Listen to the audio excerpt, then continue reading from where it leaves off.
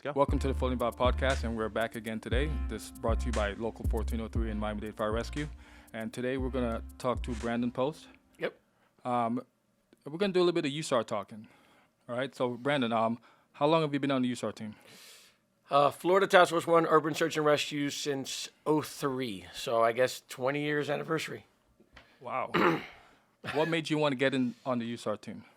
So to me, it was like a natural progression step because I joined I got TRT certified in '02, '03 as well. Knew I wanted to go the TRT driver route, trying to get at 19 or 43 or where are the other trucks. And then obviously one of the requirements to get on the USAR team is to be TRT technical rescue certified, have those at least core classes. And so it was almost like a natural progression. What you hear about it traveling around the world, helping disasters. I mean, it's kind of what we do locally. So step it up to the next game. So it to me, it just felt like a natural progression from the TRT structural collapse world and what we do for a living is like a must. And what's your current position now? Currently, I am a logistics manager. Logistics manager. Before we get into what that entails, tell me some of the positions you've held on the USAR team. So 90% of the team are rescue specialists. We call them rock breakers. Yeah, everyone knows the term rock breaker. Basically, we're going to give you a hammer, go out there and break a rock. But we're made up of 4 squads. And those squads have 5 people, a squad officer, and then the squad members. And that's when you join the team, unless you have a specific, comms, K9, medical, 90% of people join the team and you start at rock breaker. You understand the dynamics, and then you choose a path whether you want to stay a rock breaker. And again, there's no rank. So we have chiefs, captains, lieutenants, firefighters that are in that rock breaker rescue specialist category. And then from there, you decide what path you want to go. I never got promoted on the department, never got promoted in USAR, but then I went to the logistic aspect. And then once I went to the logistics aspect, that's where I started to move up. Okay. No hazmat? I got to represent hazmat. I know, I thought we were going to get along here. No, I never want to be the hazmat. Just my opinion here, I don't believe in master of those traits. Many traits, master of none, all those certs, all that phrase. I've chosen the TRT world, and my goal is to be the best technical rescue technician I can be. The more certs I get, it's a hard aspect to be amazing at all of them, and I don't think I'm that good to be amazing at all of them, so I want to be the best I can at one, and I've chosen that TRT world. If I ever got into an accident, I want you to be coming to my call. Hopefully it doesn't happen. That's what we do. But listen, so logistics manager, so tell us what that entails. Ooh, so logistics, if anybody understands the term logistics, it's basically everything. From just the day-to-day operations, it's maintaining the equipment at a constant state of readiness. That is our job at our warehouse. Everything has to be ready to go because we all say hurricane season. That's our bread and butter. But we don't know when the next disaster is going to happen. Right. An earthquake, a terrorist act, or building collapse recently. So you never know. So everything down there at that warehouse has to be ready to go at a moment's notice. And so it's maintaining that stuff because stuff sits, doesn't do good. We need to start the generators, make sure they work, make sure they operate, and then we can't leave fuel in them. We got to drain and purge the lines. Wow. And so we have 14 generators. And then you got to do that to the chainsaws. And we have 8 chainsaws in the front lineup. We have to operate the vehicles. We have 14 plus vehicles, diesel trucks that want to run. So we drive them to Palm Beach and back just to exercise them to run them. Well, it takes several people to drive 14 vehicles there and back. So it's just a constant state of readiness. I equate it to cutting the grass on the turnpike. As soon as you get to Florida City, turn around, start at Palm Beach, and cut it again. Like, you're never done.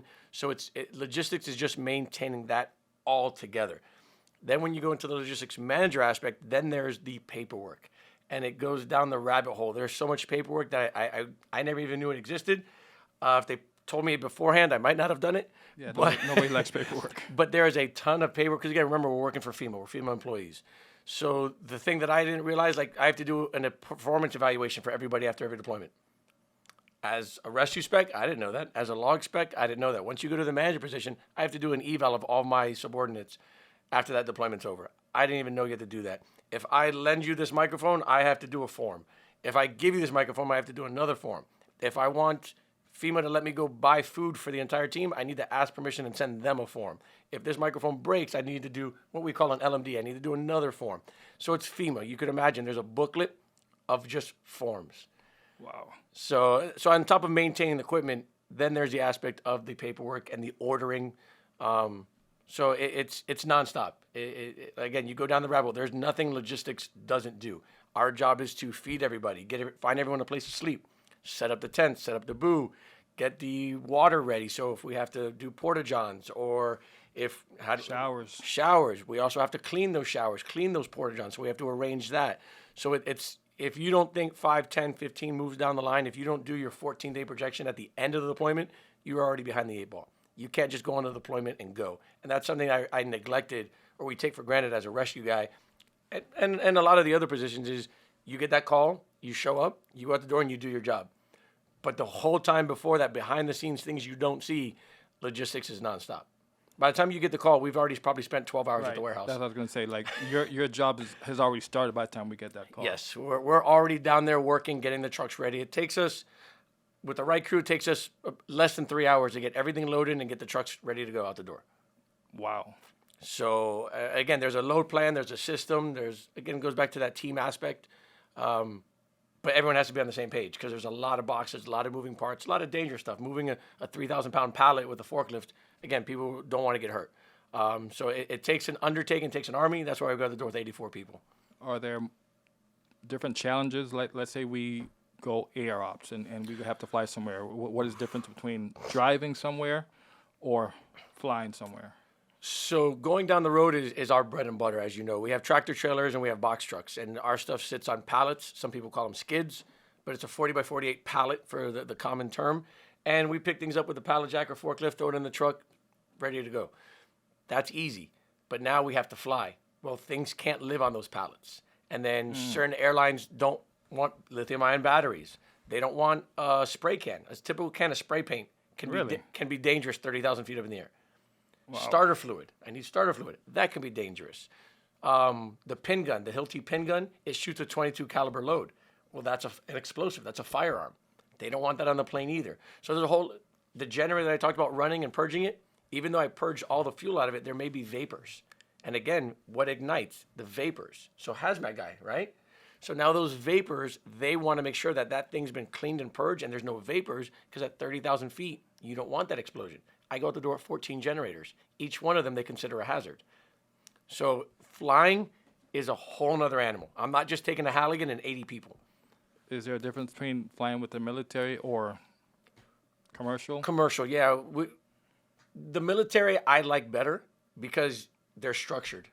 They are structured. You know what they want. They want this. They don't want that. And we've practiced with them, and it's standard. No matter what organization or what group is coming, it's standard, and I like it.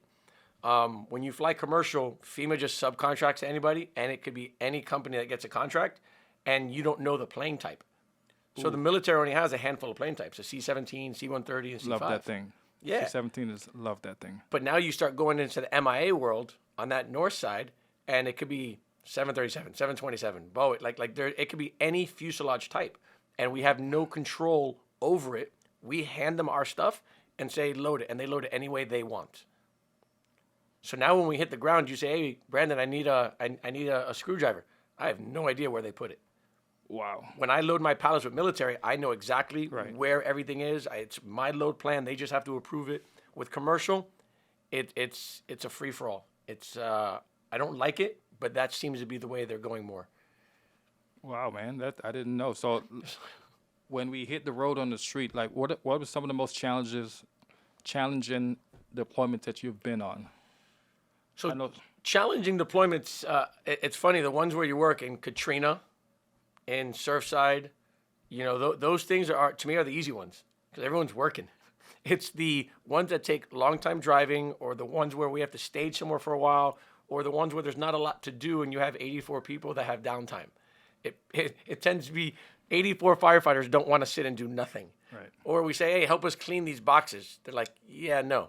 So the real deployments are the easy ones for me because they just want tools and they want to work. And I'm like, let's go, let's go, let's go. It's the other ones that are tough. But the most challenging thing for me when we leave is getting 84 people to go to the bathroom on the road. Yeah, that could be tough. So what people don't think about is, again, they sit in a passenger seat, sit in a bus. Well, before we even leave the warehouse, I have to choose as a log manager. I have to choose our path. We're going to Texas. We're going to Teeks. You have to choose the path. What is the path that we're going to get there? You have to be there by 1 p.m. So we have to reverse engineer. What time do we need to leave?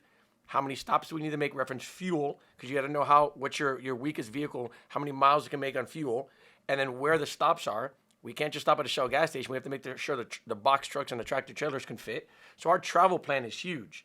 Not only that, but who's driving what vehicles? CDL drivers need to be driven. They have to be rotated. They can't just drive for 24 hours. They have to be rotated. So there's a lot of logistics and planning involved, and we do work hand in hand with planning.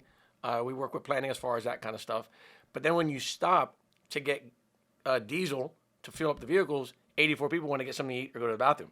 Go to the bathroom. That 10-minute stop becomes a 45-minute stop. And we stop 2 more times. And how do you tell someone, no, you're not going to the bathroom? No, you're not getting something to eat. So it becomes quite a challenge. I understand the nature of the beast. It just becomes a challenge logistically for us. It's a time issue. So that to me is one of the hardest. Definitely makes sense. What you mentioned Surfside. Surfside, was it easy because it was close to home, or did it have its own challenges? So Surfside's challenges were simple. The entire building collapsed. We don't have anything that can move it. The bridge collapsed, FIU bridge collapsed. We don't have anything that can move that kind of stuff. So we're doing tunneling and doing small operations, waiting for the big cranes to show up. Right. Until the big cranes show up, we're doing small operations. So the challenge wasn't anything like being close to home. That was easy. Yeah, because obviously we can get here very quickly. Our resources, Miami-Dade Fire Rescue supported the event. So we're not just Florida Task Force 1 sitting somewhere by ourselves asking for some other department's help. It's our own backyard. So the help was limitless and amazing. The challenge was just the entire building collapsed. Right. And so waiting for those cranes to finally show up and get in position to start moving the bigger pieces, that's why we were doing the first 2 days was the basic rescue operations, tunneling to see who and what we can save by moving small pieces. We weren't moving anything. We were cutting through things. Right. So that was the challenge, is just waiting for the equipment that we don't have. Okay, so we have some new trucks coming in? Yes, so thanks to budgeting and with money from Surfside, from COVID, and from other aspects that the department, the state, and FEMA has helped us out with, we were able to secure new vehicles from pickup trucks to box trucks to semis. They are currently getting stickers on it, branding we call it, putting our logo, the name, Miami-Dade Fire Rescue Task Force 1. Emergency lights, because we do emergency, when we go to the deployment, we are in emergency status that way. And so they're just doing the final touches before we put them in service. And then there's some training to be involved in because they are different. They are new. Some of our other vehicles from 2006. Now, the difference from a 2006 truck to a 2023. Night and day. A lot of differences. So we need to get our loggies and other people that drive the vehicles up to speed and put them in the lineup. So, yeah, we will be getting not only a new equipment in the cache, but also new vehicles. So it's a very good time for the task force. Uniforms look nice. Everyone benefited from last year from all the new uniforms. So everyone revamped, Chief Webb revamped the entire uniform. So everyone has some nice Garrison shirts. I mean, there's a whole goodie bag everyone left the warehouse with. Love it. I bought a pair of those 511 shorts. They were like $70, $80. And then I was like, what? We get a pair of these shorts? 511. Anything 511, the price on it. So, I mean, it's good stuff, but anything 511. It's quality, but you're going to pay. So, yeah. So there was like 20-something items on Art's shopping list, I call it. His little goodie bag that he gave out. So, again, it's a very good time. It's a lot of work for logistics, though, because now we get new chipping hammers. All right, well, I have to go into the lineup, take the old chipping hammers out, document that I'm taking these serial numbers out because we document serial numbers, and then I got to put these new ones in there, document those serial numbers. You got to train everybody. And then I have to update it to our database system. We have a database system, DB Solutions, everyone knows, and we have to update it to that software. So, again, these are all the things that logistics do. Currently, we're doing annual inventory. Every year, we have to do annual inventory, open every box, check every box, every piece of equipment, DC numbers, FEMA numbers, serial numbers, model numbers, make sure it's working. If that box got some moisture in it, mold, water, we got to clean it. Every box gets opened annually to do annual inventory. That's why it's called that. You don't have enough people on staff to do that. How do you accomplish this? Sheer will, determination, and I don't know. It gets done. It gets done. Maybe 13, 14 months instead of every 12. The annual inventory gets started at 12 months, but like right now we're currently into it and we're a third of the way done, maybe a fourth of the way done, I'd say, to be nice.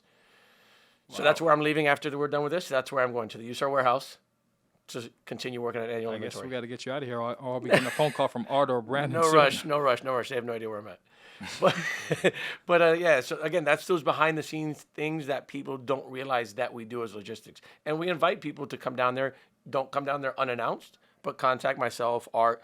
One, we need the help. It doesn't always have to be a loggy. It could be any person, because the hazmat cache. Yes, I do know their cache, but I'd want them to come not only get familiar with it, but also help me maintain it.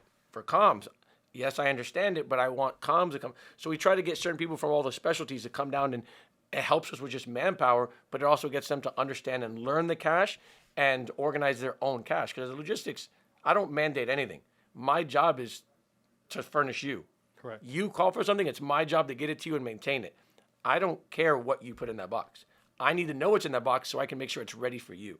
That's my job as a logistician. I'm a facilitator. It's like being a driver. So that was the other aspect of moving to logistics. It's just it's that, to me, it's that fundamental growth that from a firefighter, a tailboard to a driver, now you go from a rescue to logistics. I understand how to support my crew. Is there a difference between a state or a federal deployment as far as what on your end on what you do?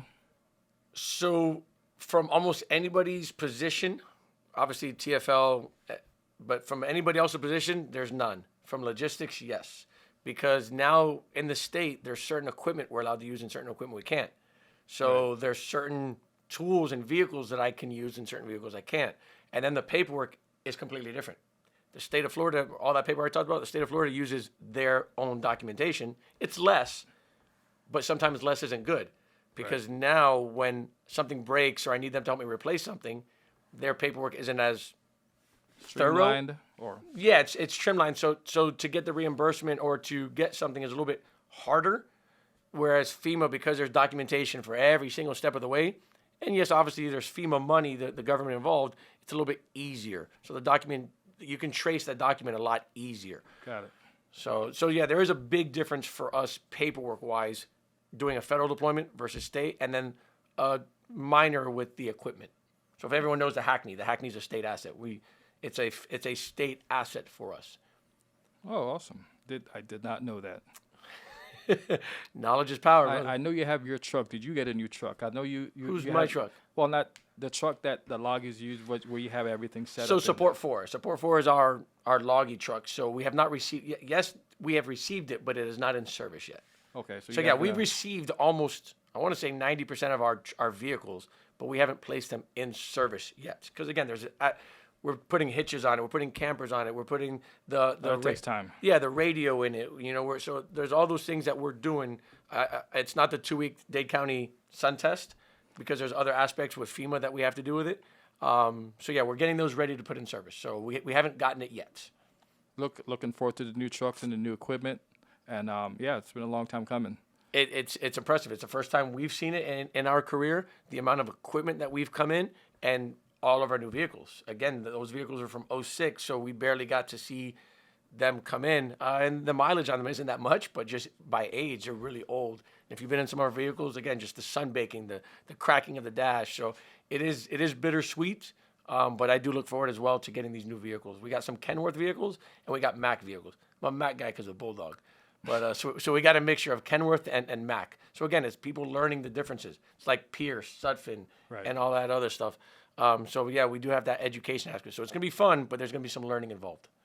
Good. Looking forward to it. Is there anything else about logistics that we may not know that we haven't covered that we maybe didn't mention? Just remember that logistics is always working. 7 days a week. I mean, Art's phone doesn't stop at any moment. So just be patient with Art.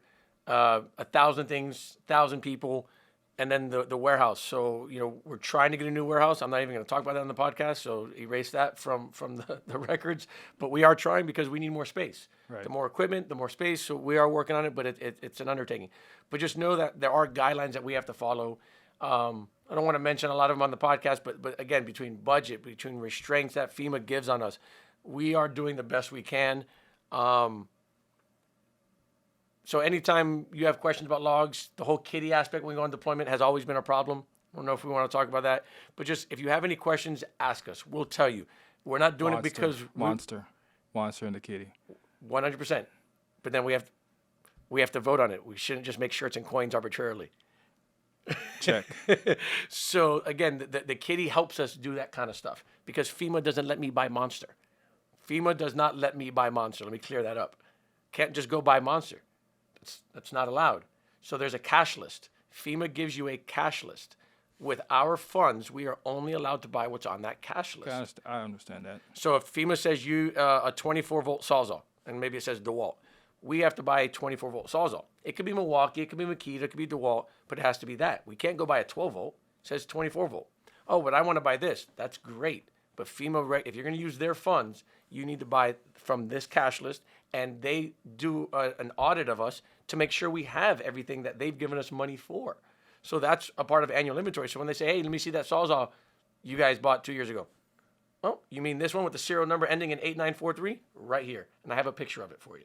So that's a part of what logistics does with that annual inventory. But now you want Monster. It's not on the cash list. We'll buy it for you, but that's the aspects that people need to understand. And especially coming from the firefighter background, that's where we use the word kitty. So again, just ask us. And if you fight us, I'm not saying we're going to do anything bad, but it just makes it that much more difficult because you have to understand what we're not fighting, but what we're dealing with to do our job as logistics.